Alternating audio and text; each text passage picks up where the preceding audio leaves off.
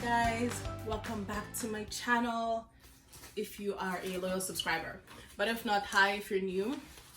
I actually had a video that was supposed to go up today. That's why this video is going up kind of late, because I am just recording it today, as in Saturday. What's today? I think today is the 8th, 9th, I can't remember. But anyways, I just felt like the video I was going to upload was a bit inauthentic. I had recorded it a while ago and I don't know, I just didn't really like the video.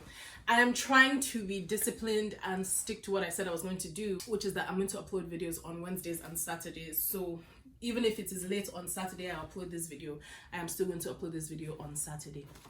Now, I am like, I don't have my makeup on, you don't see my laba lashes, nothing. I managed to put on earrings for you guys because like that's the most I can do for you today. And I have my post-it notes, which like I wrote in red pen. If you guys don't know, I wear glasses, and when I'm not wearing glasses, I'm wearing contacts because I can't see, and I have astigmatism. I should do a video on, like, I'm going to get LASIK eye surgery at some point this year. It's on my vision board for this year. I don't know when, but yeah, so I made some notes, and I'm even wondering why I wrote with a red pen on yellow paper, and my handwriting, like I scribbled, and I'm the one that wrote it, and I can't even see what I wrote. I don't know if you guys can see, but anyways, so I'm like restless today. I don't know why, I'm just all over the place. Anyway, so today's video I am talking about clarity and figuring out what you want to do with your life. That's the summary. And that's not to say I have completely figured out my passion, my purpose, and everything I want to do with myself, because that can change at any time. We're human beings, we evolve. But just to talk a little bit about my own personal journey. Oh, also I'm using Stalk to shave my nails. My own personal journey in figuring out what I really wanted to do, which was in the field of marketing and branding. So if you are feeling kind of stuck, or if you're still in the process of figuring out what you want to do with your life in terms of career, or in terms of even business, or if you've been in a certain job, certain career for 10-15 years, and you feel like, okay, this isn't what I wanted to do with my life, but I don't know what to do with my life, I'm used to doing this, then you should watch this video. So grab some popcorn, grab a drink, grab whatever it is you want to grab.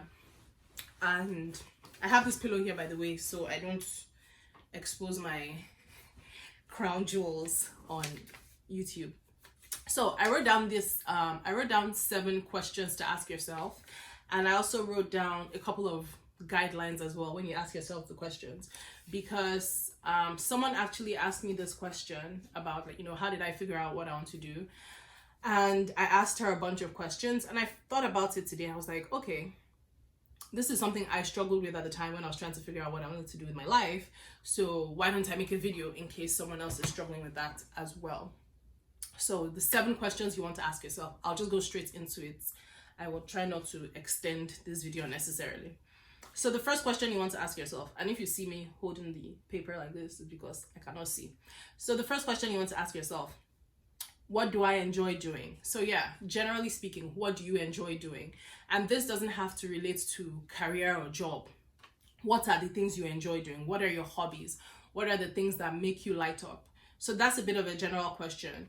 And what I would recommend is, when you ask yourself these questions, just write down the answers. Write it down. Don't like think of it in your head. Actually put pen to paper, or finger to phone, or fingers to laptops, and write it down. Number 2, what are some things that when you see them not being done right, they drive you absolutely crazy? And this is in terms of, I'll give you an example. For me, poor customer service. For some people, life goes on, they're not bothered. For some people, they're irritated. But for people like me, it's like pains me to my soul. Like, I can do a Twitter thread on poor customer service and how things should be done. When you think about these things, that when they're not done right, like they eat at you in your soul, you also have to have a solution in your own mind that you think would be better. Like for me, in terms of terrible customer service, like I have a full-on customer service training plan in my mind on, the kind of words you should use, how customer service reps should be sensitized. And this is not out of I want to make money out of this. This is just out of, I guess, passion or just hating poor customer service. So that's what I mean. Because I mean, it's easy to hate a lot of things, but are you passionate about that hate so much that you have a solution for it? So that's something to think about. Also, personally speaking, when I see terrible ads on TV, it grinds my gears. Like when I see an advert that doesn't make sense, that doesn't have head, doesn't have tails, badly acted, you know, they are shoving the product down your throat, it drives me absolutely crazy. And in my mind I can come up with 1,000,001 solutions and ads and concepts and scripting for that company, for that product they want to sell. That also kind of pointed me in the direction of branding and advertising and marketing. So that's question number 2. Question number 3, what are you good at generally? So this is different from question 1, which was what you enjoy doing. So what are some things that you're actually good at that people have told you, your family members, your friends have told you, oh, you're really good at this? Could it be you're great at event planning, you're great at organizing your friends' children's birthday parties, your whatever it is you're great at. You're great at providing excellent service to people no matter what it is. You're very polite to people no matter how rude and terrible they are. What are some things you're generally good at? What are your great skills? And if you don't know it, ask your family, ask your friends, ask people that know you. Like, what are the things I'm actually really good at? And they'll be able to shed some light on it. The 4th question is, what are some things you absolutely love in your current work environment? So think about it. What are some things you absolutely love? Could it be you love having tons of colleagues? Could it be that you love being a manager? Could it be that you love working for someone else? Like you love the stability of a constant paycheck. You love the stability of, you're coming into work at 9, you're leaving at 5. Could that be what you love about your work environment or even the work that you're doing? So ask yourself those questions. And then it ties into the next one. What are some things you absolutely hate about your current work environment? Could it be that you hate authority, you hate, having a manager, or not even having a manager? Could it be that you hate being micromanaged, you hate being told what to do? That can also point you into a different direction of what kind of career you should be in, or what kind of business you should be in if you choose to be an entrepreneur, whatever it is. And that's not to say, oh, it's only in a 9 to 5 you can have terrible authority. Even if you're a business owner, you can have some clients who they contribute to 50% of the revenue of your company, and they're just terrors, so that's technically authority, right? So don't think, oh, I don't like authority, so I'm going to go and be a business owner. Okay, one chance. So yeah, think of that as well. And as you're thinking, write it down. And I'll go into more details about some rules to follow or some guidelines to follow when you're writing these things down.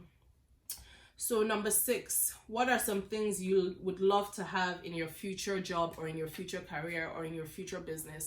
People have their different desires as to what would make them really comfortable at work, what would really make them really comfortable in their career. There are offices now that you can play video games, there's free food. There are some offices that give you free breakfast, lunch, and dinner. There are offices there are places you can take a nap, like they have beds and rooms where their staff can take naps during the day and continue their work. So think of just go crazy with your thoughts of, what are some things I want in my future career, in my future jobs. And the examples I'm giving are obviously just random examples off the top of my head, but think deeper. What are some things I really want in my future job, in my future career?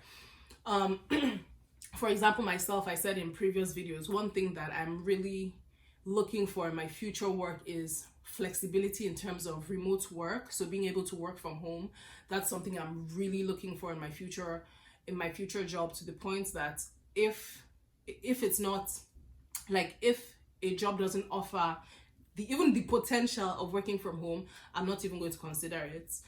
That is something, it's a deal breaker for me. So just think of some of those things. And number 7 in my list is, if you were given $100 million today, you didn't have to work for money, what are some things you would do with your time that you would never get tired of? Now, when I say things you would do with your time, think deep, because saying, oh, I'll travel the world, oh God, by the time you reach the 10th airport in 3 months, you'll be sick of traveling. So think of some things you would never get tired of, things that you would genuinely enjoy, like from the depth of your heart. I know personally for me, in some capacity, working with children, working with babies is something I personally don't think I would ever get tired of. And when I say get tired of, I don't mean I want to do it 24/7. Obviously, you know, there will be closing time. But generally speaking, I can work with babies every single day. So think of that as well. Now, in terms of guidelines that you should follow when you're trying to figure out what it is you want to do, when you're trying to get clarity, and when you're writing these things down, the first thing you should do is brain dump.